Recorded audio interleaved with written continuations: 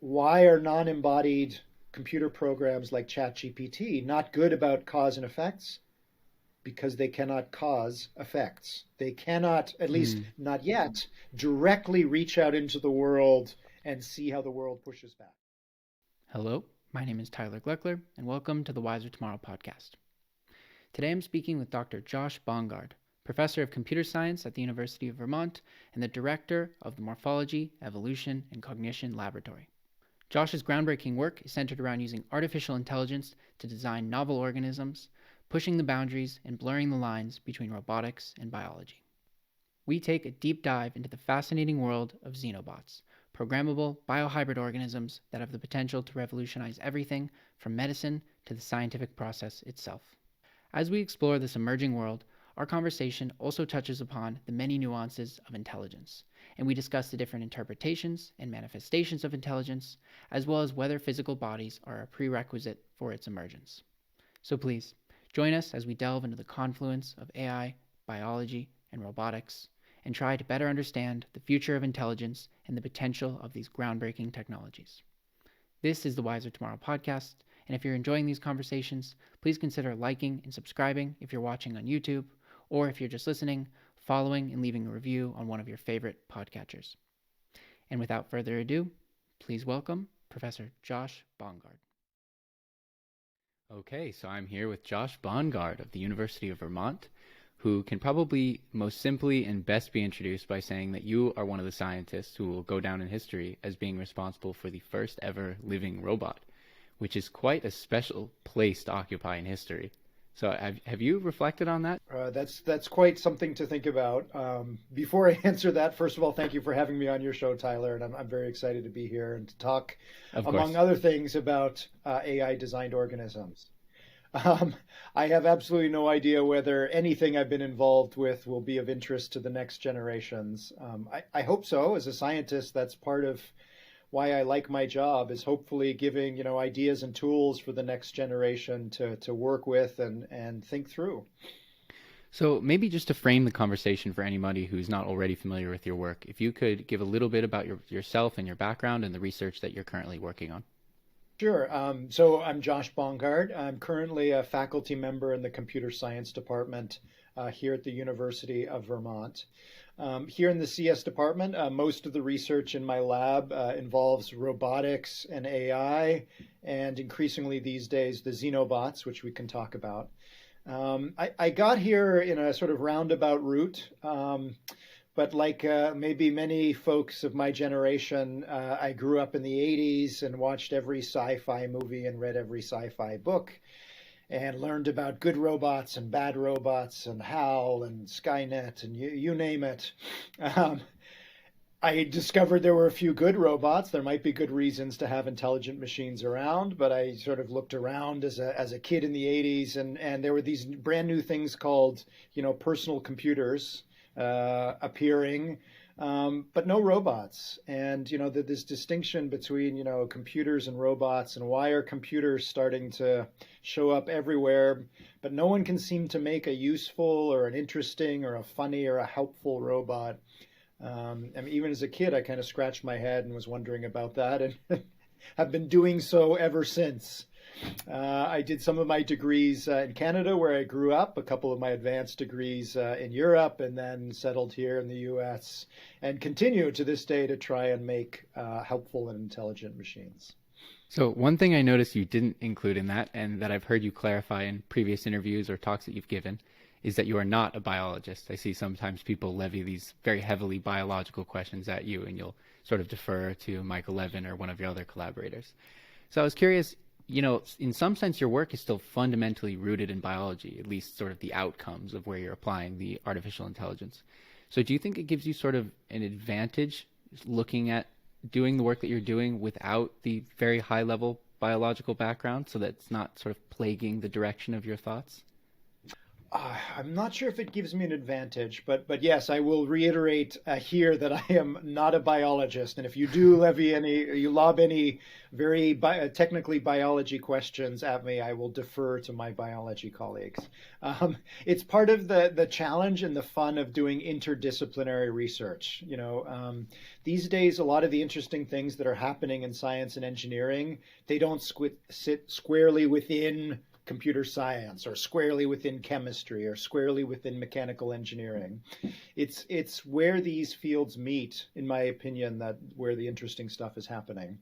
But of course, that does bring up lots of challenges, because how do you work with or make contributions to biology without being a biologist? It's challenging. And the one way to do this is, to find and work with a good team. And again, this is sort of a bigger pattern happening in scientific research, is that a lot of the low-hanging fruit, the relatively easy things for us to figure out about Mother Nature, individuals, even hobbyists, 100 years ago were able to discover things about the natural world. And as we picked all that low-hanging fruit, things got a little more challenging. And so multiple heads had to be put together. And now, in the 21st century, you got to put together a lot of different heads with a lot of different knowledge to really understand these things. Because the really interesting problems of Mother Nature, she hasn't conveniently put them in the silos that we've invented, called chemistry and mechanical engineering and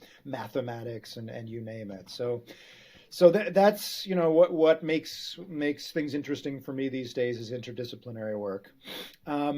You asked about whether there's an advantage about being a non-biologist. I will very carefully say I think yes. Any one discipline, again, because we've picked the low-hanging fruit, these disciplines are very deep. There are vast troves of knowledge, detailed knowledge, in the case of biology, about molecule XYZ, protein ABC, how they interact. A lot of knowledge, and it's very difficult, for those working within biology or outside of biology, or within computer science and outside of computer scientists, to know which of the vanishingly small subset of those pieces of knowledge are useful for whatever research question you're asking. And part of why I like combining AI and biology is I'm not smart enough to know which parts of biology are useful and which aren't, but maybe we can train an AI to learn how to cobble together pieces of knowledge from other fields. I think that that's the future, which is sort of AI-fueled scientific exploration. And that sort of speaks to the heart or the motivation of a lot of the work that you and your collaborators are doing, because, it was an idea that after becoming familiar with it now feels somewhat obvious and simple, but it's certainly not, which is just that people assume that what evolution has produced, these are the set of optimal bodies for potential robots and for potential organisms. But as you and your colleagues have highlighted, there's actually this incalculable set of other potential bodies for all sorts of different specific circumstances. So if you could expound upon that a little bit, that would be great. Sure. So you're referring to the Xenobots, and for those who haven't heard of the Xenobots before, this is a research project I've been involved with my three other collaborators for about 4 years now. I collaborate with Michael Levin, the Vannevar Bush professor at Tufts University, who heads up the biology side of Xenobots, and his colleague there at Tufts, Doug Blackiston, who's the microsurgeon who Doug refers to himself as the human slave. He takes instructions from the AI about how to build up Xenobots from biological cells. And the fourth member of our team is Sam Kriegman, a computer scientist who was formerly my PhD student who worked on this project and is now a professor at Northwestern University. So the four of us, the two biologists and the two computer scientists, came together a number of years ago now and tried to figure out what we could do together. And what we as computer scientists could do is train an AI to design robots for us in a virtual world. So 60-second summary here. We have some task we would like a robot to do. We create a virtual world And then we create an AI and we connect that AI to the virtual world, and the AI starts to generate very large numbers of virtual creatures, virtual robots that have legs that look like snakes, that are balls that roll end over end, that are symmetric, not symmetric. It explores this vast space of all the possible kinds of robots that could be. And it tries out very quickly, one after the other, of these virtual robots in this virtual world and assigns a number to them, how well they do at whatever it is we want them to do. And the AI will periodically then delete unpromising candidates and make randomly modified copies of the surviving simulated robots. The name of this particular kind of AI, not surprisingly, is an evolutionary algorithm. It operates very much like biological evolution. So that's the one side of the Xenobots project. And so we were showing our biology colleagues these evolved creatures that roll and spin and walk and swim in simulation. And Doug Blackiston, the microsurgeon, went away and, unbeknownst to us, under the microscope, built a version of what he had seen in our simulated videos, and came back the following week on our Zoom call and showed us this little creature. And I will never forget this moment. There was just stunned silence on the call. First of all, sort of confusion. We weren't quite sure what it was that he was showing us. And as he explained, it became clear to us that this was about a millimeter-sized creature. So with the unaided eye, it looks like a speck of pepper immersed in fresh water. But zoomed in, it's a copy, more or less, of what Sam, my PhD student at the time, had got the AI to evolve in our supercomputer. And that was arguably sort of the first AI-designed organism, otherwise known as Xenobots. So a very exciting moment for us in science. 99.9% of the time, things are failing, nothing's working, you don't have any ideas, you're confused. It's those rare moments that make things worthwhile. So that was sort of how the Xenobots got started. And I might have gone off on a tangent. I forgot what your original question was. No, that's very okay. No, I was just talking about sort of the fundamental idea about saying not limiting our robotics design to mimicking ourselves and other organisms, but rather finding entirely new morphologies. Right. So so after that sort of initial discovery that this is possible, that we can do this, we can combine AI with biology, and the AI can start designing organisms that have never existed on this planet before. There are a number of implications that started to occur to us and others as we started publishing this work. One of them that you're referring to, I think, is a concept that's actually been around in biology for a long time, which is the concept of morphospace. Morpho is short for morphology or body plan, the shape and how the organism behaves. If you look at nature, she is definitely very creative and prolific, right? There are billions upon billions of species with unique forms and functions. But if you were to take all of those species that currently exist or have ever existed on Earth, and you place them in a hypothetical high-dimensional space, so every organism has a location in the space, where their location in this space is based on, how big they are, whether they have a brain or not, whether they stay still like plants or move around like animals. They all have their own unique address in this space. You can then pull back and look at morphospace as a whole and realize that it's basically unpopulated. That despite how creative and prolific Mother Nature has been, she has not even begun to scratch the surface of all possible organisms that could exist given the environmental conditions on Earth and the physical constants of this universe. There's a lot of different ways in which you can survive and thrive here on Earth that have not been discovered yet. So as we push forward with this AI-designed organism research, one of the fun things is to ask AI to come up with new organisms, A, but B, come up with organisms that look and act as different as possible from anything that's existed on Earth before. Find, uninhabited real estate in morphospace. Yeah, and as far as I understand, I've heard you talk a lot about the idea of real to sim and sim to real, and how one of the big surprises has been actually from sim to real, as you just highlighted, has actually been fairly straightforward.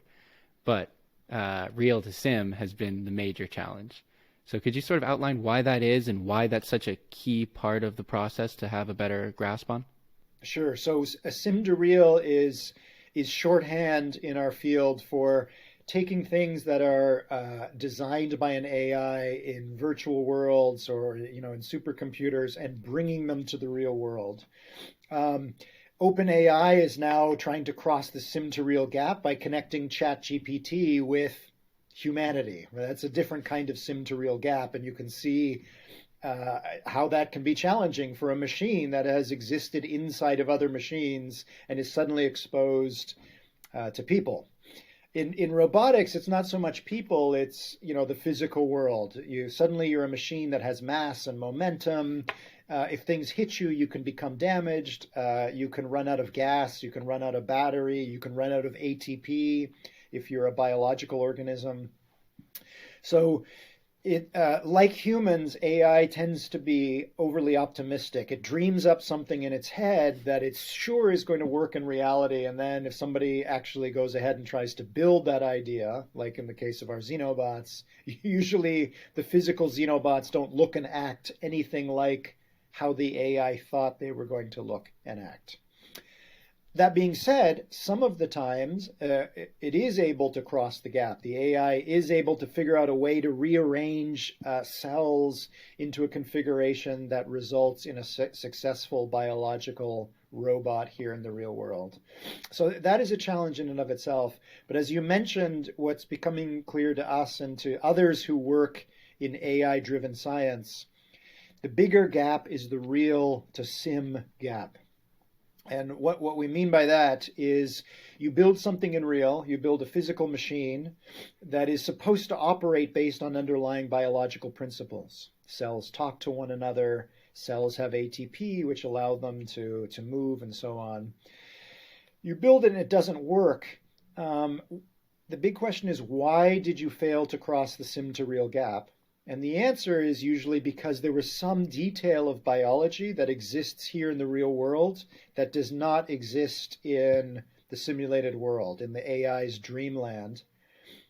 But it is not obvious to us. By definition, it's unknown what was missing.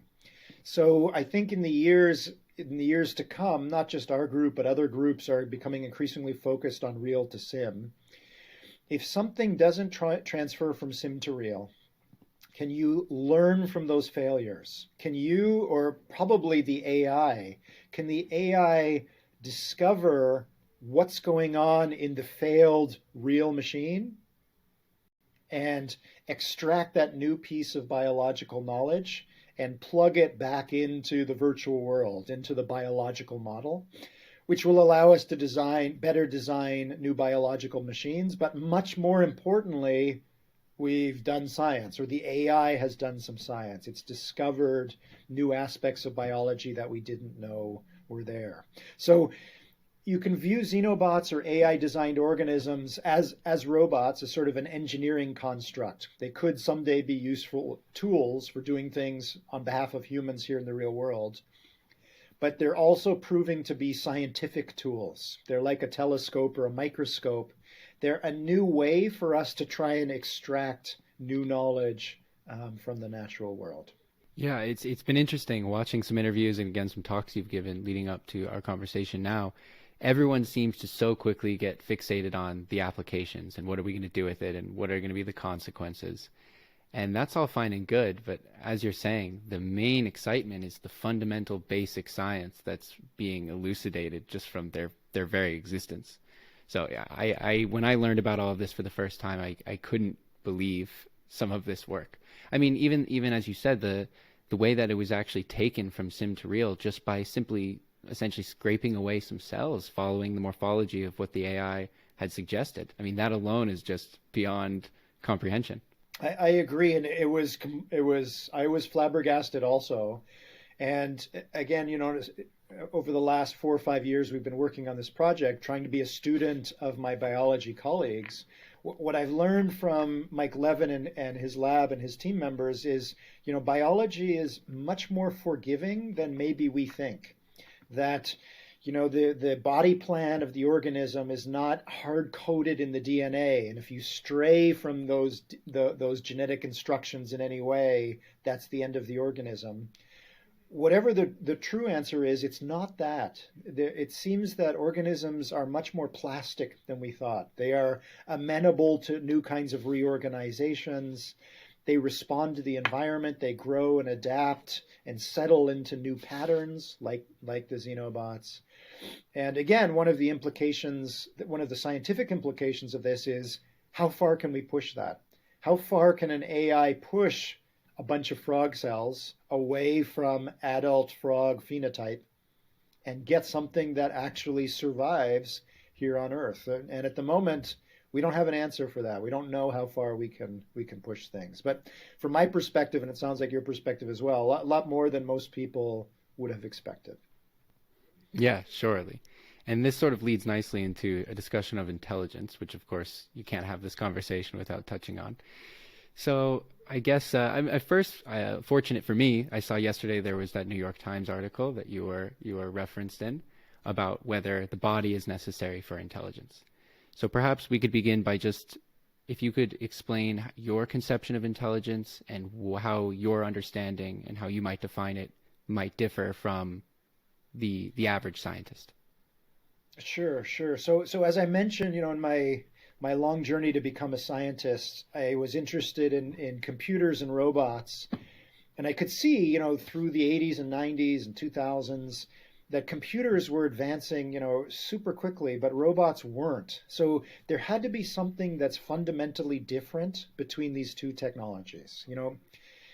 Up till the last few months, we've clearly made lots of progress on making smarter and smarter computers, but smarter and smarter robots is still lagging far behind. So, before we get into any philosophy or psychology or neuroscience, it's clear from our species' attempt to create intelligent machines, we've made more progress with non-embodied machines, basically electronic brains in boxes, computer code running in computers, than we have in robots, because for some reason it's easier. Yet the intelligent machines that are trapped inside a computer like ChatGPT, everyone would acknowledge they still make some surprising, hilarious, and in some cases, very dangerous mistakes. Something seems to be missing. And you mentioned this article in the New York Times yesterday. That was sort of the spirit of that article. What's missing? And so there is a community within AI and robotics that agrees the thing that is missing is embodiment. And this term embodiment means a lot of different things to different people. It actually comes from philosophy and psychology. It's a term that sort of stands for this idea that in order to be intelligent in the world, you need to have a body. You need to have a body and treat it as a tool with which to push against the world and observe how the world pushes back. Another way to think about this is a lot of people feel that ChatGPT is somehow lacking common sense. It makes mistakes. It doesn't know that it made mistakes. It doesn't know that it doesn't know that it made mistakes. Again, depending on how you define common sense, a lot of people agree it's good at a lot of things, but one thing it's not good at is common sense, also known as cause and effect reasoning. Why are non-embodied computer programs like ChatGPT not good about cause and effects? Because they cannot cause effects. They cannot, at least not yet, directly reach out into the world and see how the world pushes back. They can do it indirectly now by suggesting humans to go out and try things or do things and report back. So that may be a form of embodiment. I think the jury's still out on that. But obviously, humans and animals do not operate like that. All animals on this planet start as individual cells, single cells, and those cells themselves are intelligent machines. They are cells. Cells have the ability to move and act on their environment, and they are covered with millions and millions of sensory receptors on their surface. So cells can push against their world and observe how the world pushes back, and they learn from those experiences. Then they divide and become two cells, and those two cells together push against the world and push back until you get to humans, where we're made up of 10 to the 14, 10 to the 16 cells that collectively push against the world and observe how the world pushes back. So all of us have years or decades of experience of literally and figuratively grappling with the real world, but we've also done it in many, many different forms. We've crossed, if you make it to an adult human form, you've crossed 15 orders of magnitude in size scale. You've gone from one cell to 10 to the 14, 10 to the 15. That is the most intelligent thing you can do, is to keep surviving on this planet as you traverse all those different forms. At the end of all that, learning to play chess, that's trivial by comparison, in my opinion. That's sort of embodied cognition in a nutshell. So, I mean, I think this again highlights why the conversation around intelligence and AI gets muddled so quickly. Is I think people are mistakenly interchangeably using intelligence and agency, because it sounds like the way you conceive of it, you can imagine something that's intelligent but with no subjective experience or with no agency whatsoever.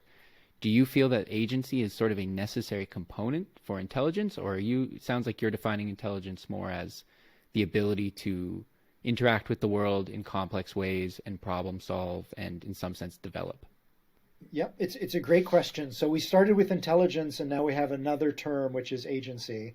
This is also part of what makes discussions about AI and robotics so fun, is there's a lot of these terms. You mentioned intelligence and agency. Some people mention consciousness, sentience, self-awareness, planning, free will. There are all these terms that they feel very obvious to us what they are. For example, you mentioned agency. I have agency because I decide to reach out for my coffee cup and then I see myself do it. Therefore, I clearly have agency, or possibly free will. I freely decided to reach for the cup. It seems so obvious. My poor undergraduate students that take my classes, they hear me say this hundreds of times throughout the semester. Thinking about thinking is misleading.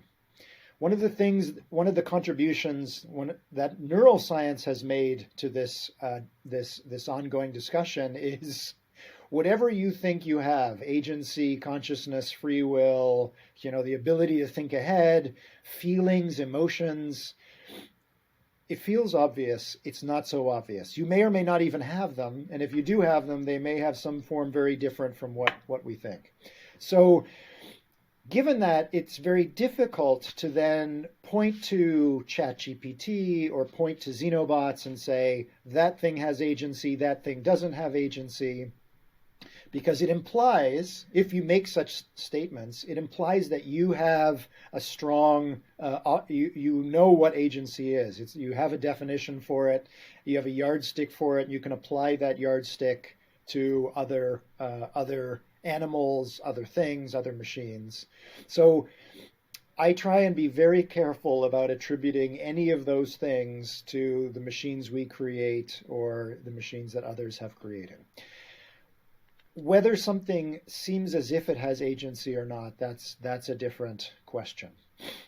You mentioned cells. Are cells intelligent? Is a set of dividing cells that becomes an organism? Is it intelligence? Does it have agency? I would say it looks as if it does. And if it doesn't, someone's going to have to define very clearly what they mean by intelligence and agency and demonstrate empirically through experiment that Xenobots or ChatGPT does not have these properties. Very difficult thing to do, in my opinion. Yeah, surely. Another interesting point is in the New York Times article, you referenced that this perspective, or at least this way forward, is also the only way to safe and cautious AI. And that I found to be very interesting. So if you could expand upon that thought a little bit further. Sure. So again, this idea of embodied cognition, it has a lot of implications. One of them is that if you are embodied, if you exist inside a body, either a flesh and blood body, or a robot body, or an autonomous car, and you are moving about on the surface of this planet, 99.99999% of all the things you could possibly do will lead to your immediate destruction. Again, going back to morphal space and thinking about the things that you Mm-hmm. you do and the things you could do. So anything by definition that survives, for a little while on this planet is intelligent in the sense of inhibition. If you've ever spent any time around children, or you're a parent, or you've got little brothers and sisters, you know that the biggest challenge they face and that parents face is teaching them to inhibit a lot of the actions they would like to perform.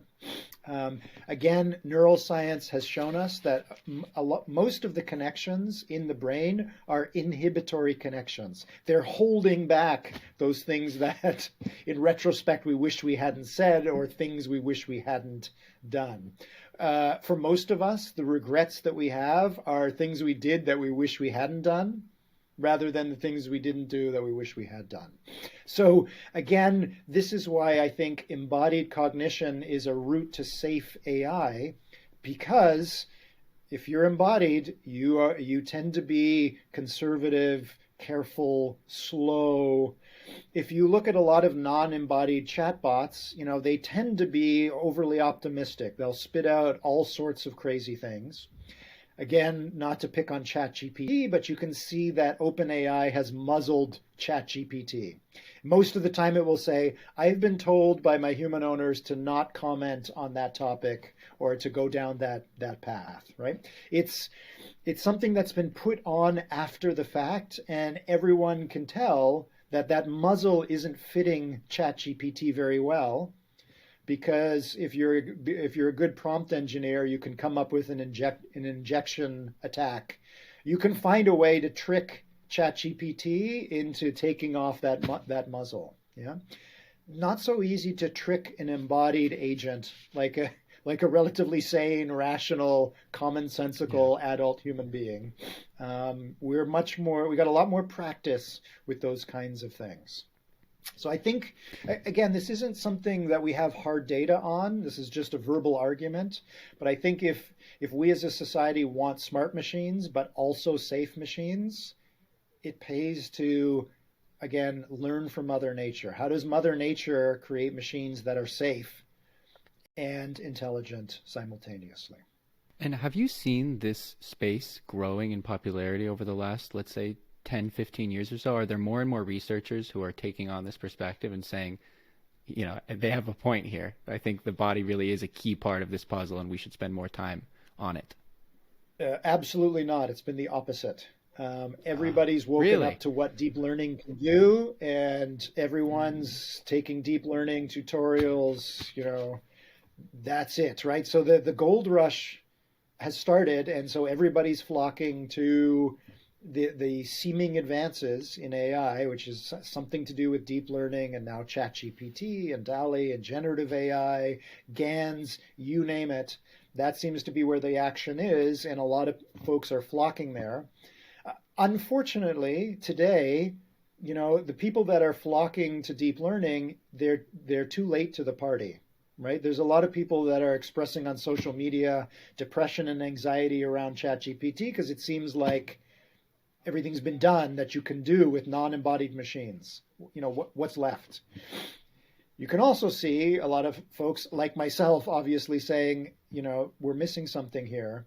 So I think, again, maybe this is wish fulfillment here. I think now people are sort of looking up, now that the gold rush is over, saying, okay, we've pushed things about as far as we can with non-embodied machines. They're just as non-commonsensical as chatbots were 20 years ago. Something fundamentally missing. What's missing? So I think I'm going to bet that in the next few years, the next decade, there's going to be increased emphasis on embodied AI research. I hope you're right. I mean, obviously, I think that the more different directions that are explored, the more quickly we're going to get to the goal at the end of the day, regardless of what really brings it to fruition. But Agreed. I also wanted to ask, the Xenobots are named after the particular. It's a species of African frog, if I'm not mistaken, right? That's sort of the model That's right. organism for the Xenopus. Xenobot. That's right. Xenopus laevis, the African clawed frog. Yep.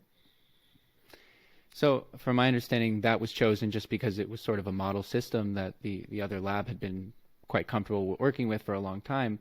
But I've got to imagine, even though you're just talking about stem cells, even if you were to go to really any type of mammalian cell, it's going to get more and more complicated. So, again, not to throw you a biological question, but in general, from the artificial intelligence standpoint and modeling these systems, is it sort of simpler than you might expect for other cellular systems, or not so much?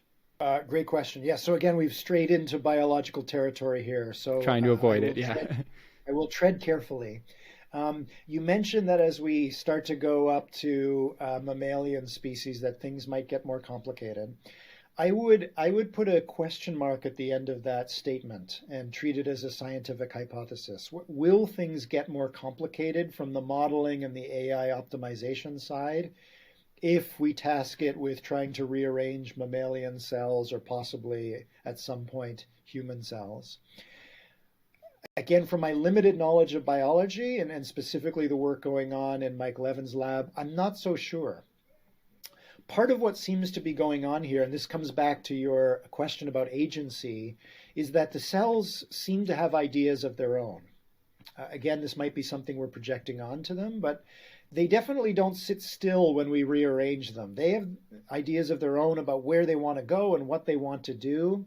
And so it's possible that cells taken from other species or other taxa, they might be more amenable to suggestion from the AI than frog cells, or less, or amenable to influence in different ways. So I think as a scientist, trying not to rule anything out, it might be that it's actually easier to work with cells that are more suggestible from other taxa.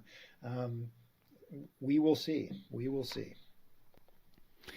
So, but the thing is that intelligence, that agency, whatever we end up sort of calling and characterizing it as.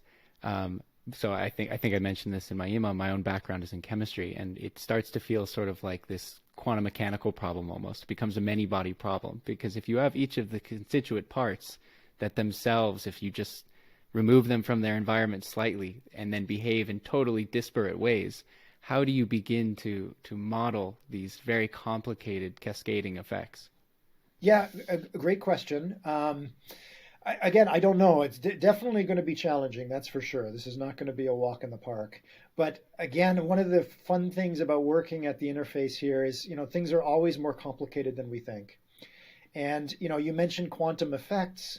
At the Newtonian scale, we tend to think things are, either or. It's going to be this or it's going to be that. It can't be both in the same place at the same time. Completely different project in my lab is looking at meta materials, and these are human-designed materials that don't exist in nature, that have interesting bulk properties. So most of us are familiar. If you take something that's soft, like a brick of rubber, and you push on either ends, it's going to bulge above and below. You can design a metamaterial when you push from either end, the two remaining sides actually warp in towards one another. That's kind of a surprising bulk effect. I have a PhD student, Atusa Parsa. She is making AI-designed metamaterials, not that different from our AI-designed Xenobots. In her case, she's asked the AI to design materials that compute, that basically act like computers. And one of the very surprising results from her work is that, first of all, the AI can rearrange materials, rearrange the parts of an inorganic material. This is not cells. It's just inorganic material. It computes, but it computes completely differently from a traditional computer in the following sense. Inside that material, there are things that look like logic gates, which are the building blocks of computers. and functions, or functions, not functions. But it turns out that parts of those materials are acting like two different logic gates at the same place at the same time. And however this material is doing it, it is not exploiting quantum effects. It is doing something that we've previously only seen in the quantum world, but using Newtonian mechanics. So the reason I bring that up is, again, just to point out that, as we push further and further into, AI designed stuff, we find things that go against human intuition. We would not have thought to ask the AI to make, a computer in which gates operate in the same place at the same time. It was a question we would not even have known to pose. That's why I feel we need to be hesitant about saying AI designing these kinds of things is going to be easy. AI designing those kinds of things are going to be hard. Whatever happens, it's going to be extremely surprising.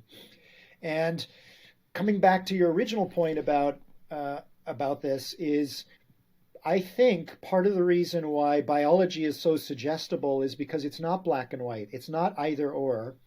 That, like my students' metamaterial, biological cells can do multiple things in the same place at the same time. So they can, at the same time, do whatever they need to do to remain cells, remain viable, and also obey the AI, rearrange into new forms. It's not that they sort of have to let go of what they originally wanted to do and now have to listen to the AI. They might be able to do both at the same time. And it's a hard thing. It sort of goes against human intuition, but it seems to me in my reading of all this work we've been doing, that's where we're headed. Yeah, sure. And a follow-up question about the metamaterials, because again, this is sort of my background and my key interest, I suppose. How is the sim to real part of the problem in that case? Because I imagine it might be very difficult to realize those metamaterials in here. Yeah, great question. I don't want to jinx it because I know Sure. this is actually a project in collaboration with some colleagues at Yale, Rebecca Kramer-Botiglio and Corey O'Hearn.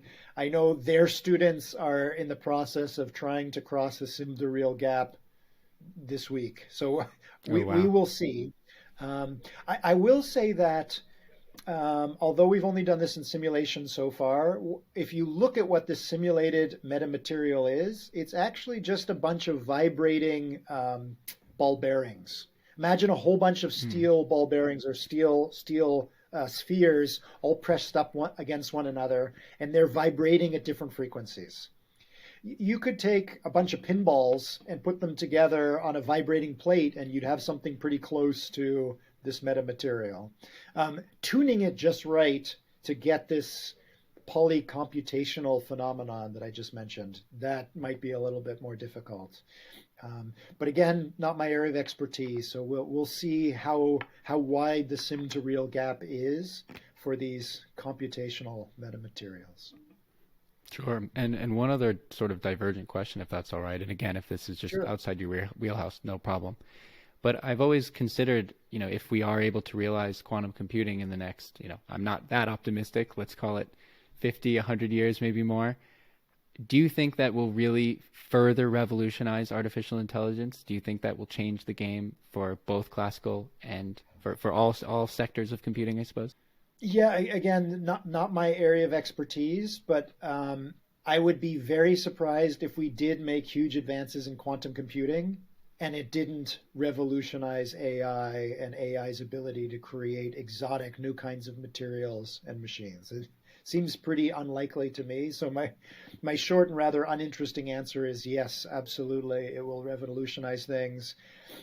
However it revolutionizes things, it will not be in any way that anyone has predicted before. I think, again, you can look at the history Exactly. of AI and technology in general. Anyone who made any predictions, they were always wrong. The answer is always much more interesting than we can imagine. So moving forward with the Xenobot research over the next, let's say, 5 to 10 years, what are the biggest challenges and what do you really hope to achieve within the immediate future? Sure. So I can speak for myself and a couple of our team members. I mentioned Doug Blackiston, our microsurgeon who actually builds the Xenobots, and Sam Kriegman at Northwestern, who's getting the AI to design them. They are working on giving them sensors.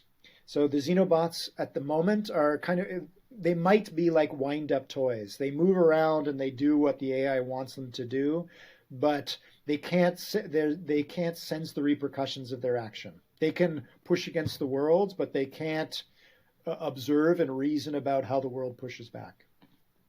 So if we want Xenobots to be true robots, we need to close that sense, think, act, sense the repercussions of your action loop. They're working on that. Another open challenge is how do we scale up this technology? So at the moment, it takes Doug about 4 hours to construct a millimeter-sized Xenobot under the microscope. It's probably, if we bill Doug for all of his time and the equipment that's used, it's probably the most expensive, engineered organism or, slab of meat on the planet. Mm-hmm. Not very scalable. We sometimes tongue-in-cheek refer to this as artisanal, robotics. So there's a lot of biofabrication facilities out there. Can we basically take our supercomputer, which designs Xenobots, and cobble together a Xenobot factory that can spit out Xenobots at the same rate that the AI can dream them up? That's a big part of this, which obviously connects with the commercial applications of things. So we have a spin-off company from the Xenobot technology called Fauna Systems, which is commercializing the Xenobot technology and applying it. But of course, an enabling technology for the spin-off company is scalable manufacture. Another path forward for the Xenobots comes back to something we talked about already, which is designing them to act as scientific tools. At the moment, we've asked the AI to design Xenobots that walk, that swim, that self-replicate. We could ask the AI to design Xenobots that are conceptually transparent, meaning that whatever those Xenobots are, as they go about doing whatever we want them to do, we can observe their outsides and their insides as they do it. One of the tragedies of using animals in scientific experimentation is, in order to learn more about those animals, they usually suffer or expire as a result of that experiment. They are not conceptually transparent. They're not literally transparent. So I think there's a lot of potential there that would advance science, but would also advance humane science. It would allow us to design organisms that we don't need to surgically intervene in order to watch what they do and how they do it. I think that's something that's obviously very important from a scientific and ethical point of view. Last thing I'll mention is, and you already mentioned this as well, is to provide the AI with a broader range of Lego bricks. So at the moment, it can only play with frog skin cells and frog heart muscle cells. So two different cell types drawn from the same species. No reason why we couldn't make available to the AI lots of different cell types taken from different organisms. Can the AI do a mashup and create an AI designed organism that combines different cells from different species? Is that a possibility? Lots of interesting questions we can pose and attempt there. So I think that sort of covers it for the moment. Long to-do list for sure.